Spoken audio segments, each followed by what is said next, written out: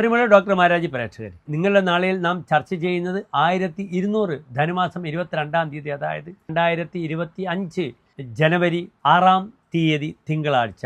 നാളെ തൃശ്ശൂർ പ്രാദേശിക സൂര്യോദയം 6:26 ഉദയവും അസ്തമയം 6:12 നാളത്തെ ദിനം തിങ്കളാഴ്ചയാകുന്നു.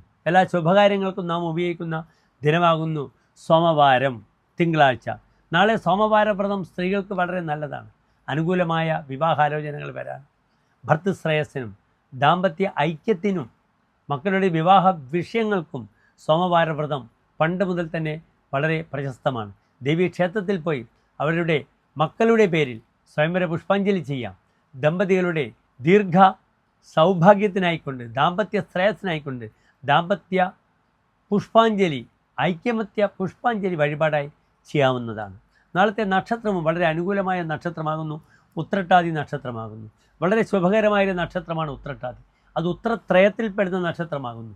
ഉത്രത്രയമെന്നാൽ ഉത്രമത്തം ചിത്ര, ഉത്രാടം തിരുവോണം അവിട്ടം, ഉത്രട്ടാതി രേവതി അശ്വതി, അങ്ങനെ 3 ഉത്രത്രയങ്ങൾ, ഉത്രം ഉത്രാടം ഉത്രട്ടാതി എല്ലാ ശുഭകാര്യങ്ങൾക്കും വളരെയധികം അനുവദനീയമായ നക്ഷത്രമാണ്. നാളത്തെ രാഹുകാലം കാലത്ത് 7:30 മുതൽ 9 മണി വരെയുള്ള സമയമാകുന്നു.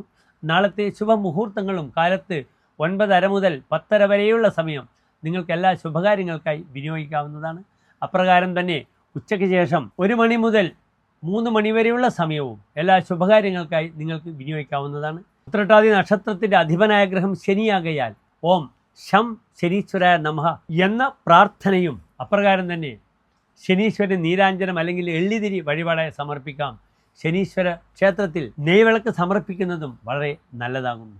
എല്ലാ പ്രിയപ്പെട്ട പ്രേക്ഷകർക്കും സുശോഭനമായ നല്ലൊരു നാളെ ആശംസിക്കുന്നു. നന്ദി, നമസ്കാരം.